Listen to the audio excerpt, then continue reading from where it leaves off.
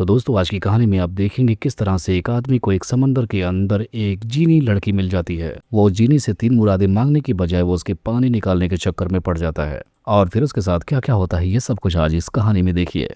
तो कहानी की शुरुआत होती है कृष्ण को दिखाते हुए जो अपने पालतू कुत्ते के साथ समंदर के किनारे टहल रहा होता है। हालांकि हमेशा की तरह उसका पालतू कुत्ता उसके पीछे पीछे चल रहा होता है। कुछ दूरी पर जाकर कृष और उसका कुत्ता एक शांत जगह पर बैठ जाते हैं और यहीं पर हमें पता चलता है कि कृष पहले एक अच्छा खासा सिंगर हुआ करता था, लेकिन अब उसने गाना छोड़ दिया है। अब यहाँ पर कृष आराम से अपना खाना खाकर एंजॉय कर रहा था, तब तक उसे एहसास होता है कि कोई समंदर में डूब रहा है। लेकिन अफसोस की बात यह थी कि कृष को तैरना नहीं आता, इसलिए वो लाइफ बोट की तरफ पहले भागता है, लेकिन उसे लाइफ बोट का गार्ड नहीं मिलता। मजबूरी में वो पास की ही खिड़की को उखाड़कर पानी में लेकर कूद पड़ता है। तभी हमें दिखाया जाता है कि पास में ही वो बोट गार्ड वहां पर उसे देख लेता है। कृष इधर उधर तलाश करने लगता है, लेकिन उसे कोई भी नहीं दिखता, क्योंकि असल में कोई वहां पर डूब ही नहीं रहा था। ये सारी चीजें बस कृष का वहम थी, क्योंकि तैरने ना आने की वजह से वो खुद डूब रहा होता है। अब वो डूब रहा था, उसे नीचे एक अच्छा खासा गुलदस्ता मिलता है। तब तक लाइफ गार्ड भी उसे बचा लेता है और इस तरह से यहाँ पर ये गार्ड और कृष दोनों दोस्त बन जाते हैं। अगले सीन में दिखाया जाता है कि कृष उस गुलदस्ते को अपने साथ अपने घर तक लेकर आता है और अपने टेबल पर रख देता है। घर का अकेलापन और अपना पूरे दिन का रूटीन अपनाने के बाद वो आराम से अपने बिस्तर पर गिर जाता है। रात होते ही हम देखते हैं कृष अपनी बाइक को निकालकर पास वाले ही एक बार में चला जाता है। यहाँ पर हमें पता चलता है कि कृष रोजाना यहीं पर आकर शराब पीता है। आज भी वो वही कर रहा था, लेकिन तभी उसके पास एक म्यूजिक कंपनी का मालिक आता है और वो आदमी कृष को पहले से जानता था। यहाँ पर वो कृष को ऑफर देने के लिए आया था कि वो फिर से गाना गाए ताकि उसकी भी कंपनी को फायदा हो, लेकिन कृष फौरन उसके ऑफर को इनकार कर देता है। पैसों का काफी लालच मिलने के बाद भी वो उसके काम को नाकार देता है। असल में हम जान पाते हैं कृष का पिछले ही महीने अपने बड़े भाई जिमी से झगड़ा हुआ था। जिमी भी सिंगर था और वो भी गाना रिकॉर्ड करना चाहता था, लेकिन जब कृष ने उसे मना कर दिया तो वो गुस्से में आकर घर छोड़कर ही भाग गया। तभी रास्ते में उसका एक्सीडेंट हो जाता और उसकी मौत हो गई थी और उसी दिन से कृष ने गाना ही छोड़ दिया था, क्योंकि कृष अपने आप को अपने भाई की मौत का जिम्मेदार मानता था। अब बाहर से घर आने के बाद हम देखते हैं कृष सोने से पहले सबसे पहले उस गुलदस्ते को अपने हाथ में लेकर उसे अच्छे से साफ करने लगता है, लेकिन उस गुलदस्ते पर किए गए घर्षण की वजह से तेज हवाएं चलने लगती हैं और उसके हाथों में वो गुलदस्ता चमक उठता है। ये देखकर कृष हैरान होकर गुलदस्ते को वहीं पर रख देता है और इतनी ही देर में उसमें से एक बहुत खूबसूरत लड़की निकलकर बाहर आती है और इस लड़की का नाम यहाँ पर हम रिया जान पाते हैं, जो अभी भी गुलदस्ते से निकली थी, जिसके बदन पर एक भी कपड़ा नहीं था। कृष उससे बात करते वक्त उसकी बातों से ज्यादा उसके बदन पर ध्यान देता है। रिया देखती है कि कृष उसे इतनी हवस भरी निगाहों से देख रहा है कि वो शर्मा कर उसके ही कपड़े पहन लेती है। अब जैसे ही रिया कृष की तरफ बढ़ने लगती है तो कृष हैरान होकर डर कर पीछे जाने लगता है। अब यहाँ पर रिया कृष से बोलती है कि मैं तुम्हारी 3 इच्छाएं पूर्ण करूंगी और हमेशा के लिए तुम्हें छोड़कर चली जाऊंगी।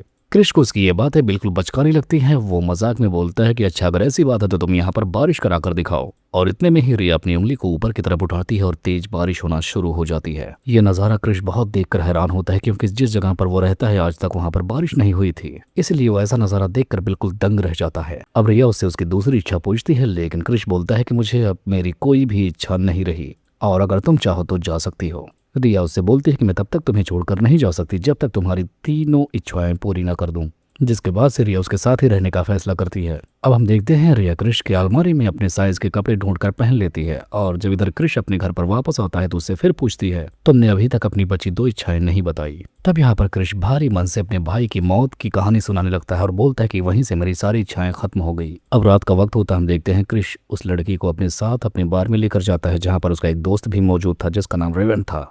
तब कृष रिया का उससे परिचय करवाता है। अगले दिन में हम देखते हैं ये दोनों वापस देर रात घर आ जाते हैं और इस रात इन दोनों ने इतना ज्यादा पी लिया था कि घर पहुंचते ही ये दोनों एक दूसरे के ऊपर जुट जाते हैं और एक दूसरे का पानी निकालने लगते हैं। पूरा दिन ये दोनों एक दूसरे के साथ घूमते हैं, झील बीच कहीं भी नहीं छोड़ते और अब इनका एक ही काम रह गया था, रात हो और एक दूसरे का पानी निकालने। अगले दिन हम देखते हैं हाईमन लिज के पास जाता है, जो कृष की अच्छी दोस्त थी, क्योंकि हाईमन चाहता था कि कृष गाना गाए। इधर हम देखते हैं रिया और कृष बस एक ही काम में जुटे थे, एक दूसरे का पानी निकालने में। इसके बाद हम देखते हैं रिया उसी गुलदस्ते में चली जाती है और कृष अकेले ही बिस्तर पर सो जाता है। सुबह होते ही हम देखते हैं रिया गुलदस्ते से बाहर आकर अपना काम करने लगती है, पूरा घर का साफ सफाई सब कुछ कर देती है और काफी लंबे टाइम तक एक दूसरे के साथ रहने के बाद हम देखते हैं ये दोनों एक दूसरे से प्यार भी कर बैठते हैं। रिया उसके घर का खाना बनाती है और कृष बहुत मजे से एंजॉय करता। एक रात रिया कहती है कि मैं तुमसे बहुत प्यार करती हूँ, लेकिन कृष इसकी बातों पर कोई भी प्रतिक्रिया नहीं देता।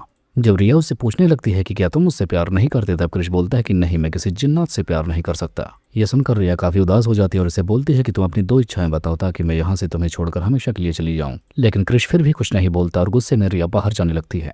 और उसके दोस्त बेवल को वहां पर बुलाकर उसके साथ बार में चली जाती है। दोनों बार में पहुंचकर खूब दारू पीते हैं। इधर क्रिश को भी देखते हैं, वो अपने घर पर ही काफी दारू पीता है, लेकिन रिया बेवन के साथ गई है ये सोच सोचकर उसे बिल्कुल अच्छा नहीं लग रहा था और इसी गम में वो और भी ज्यादा पिए जा रहा था। और तभी उसे एहसास हो जाता है कि वो रिया से प्यार करता है, वो उसके बगैर नहीं रह सकता। इसी बीच लिज क्रिश के पास आती है ताकि वह हेवन के बारे में बात कर सके। क्रिश काफी नशे में था, इसलिए लिज उसके लिए कॉफी बनाती है। काफी पीते पीते क्रिश लिज को सब कुछ बता देता है कि रिया नाम की एक लड़की फूलदान से निकलकर कैसे उसकी जिंदगी में आ गई और अब वो उसके बगैर रह नहीं सकता। क्रिश लिज को बताकर इतना वहां से चला जाता है, लेकिन उसकी नजर उसी फूलदान पर रह जाती है। थोड़ी देर बाद हम देखते हैं क्रिश रिया के पास उसी बार में पहुंचकर उसे अपने साथ चलने के लिए कहने लगता है, लेकिन रिया उसके साथ चलने के लिए राजी नहीं थी। वो कहते हैं कि तुम मुझसे प्यार नहीं करते तो मुझे तुम्हारे साथ अब रहना भी नहीं।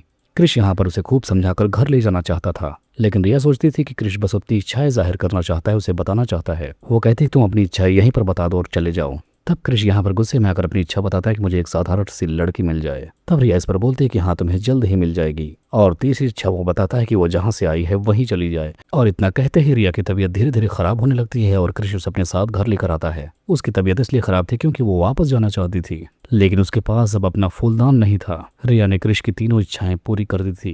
क्रिश की तीसरी इच्छा थी कि रिया वहीं चली जाए और इसके लिए उसे फूलदान चाहिए जो अब यहाँ पर नहीं है। क्रिश को जल्द ही पता चल जाता है कि फूलदान लिज के पास है, जिसके बाद वो बारिश में भीगता हुआ लिज के घर पर जाता है, लेकिन वहां पर लीज नहीं मिलती। लीज इस वक्त समंदर किनारे बैठी थी और फूलदान उसके पास था। लालच में उसने फूलदान तो उठा लिया था, लेकिन उसे ये नहीं पता था कि जीनी को बाहर कैसे निकालना है। और अगले दिन लीज को अपनी गलती का एहसास होता है और वो उस फूलदान को क्रिश को लौटा देती है, जिसके बाद क्रिश लिया को लेकर समुद्र के किनारे चला जाता है। और इतना देखते ही रिया फिर से फूलदान में चली जाती है, जिसके बाद हम देखते हैं क्रिश फूलदान को समंदर में फिर से बहा देता है। सुबह तक हम देखते हैं क्रिश यहीं पर लेटा हुआ था क्योंकि वो रिया के जाने से काफी ज्यादा दुखी था। जागने पर उसकी नजर एक लड़की पर पड़ती है जो बिल्कुल रिया की तरह दिखती थी।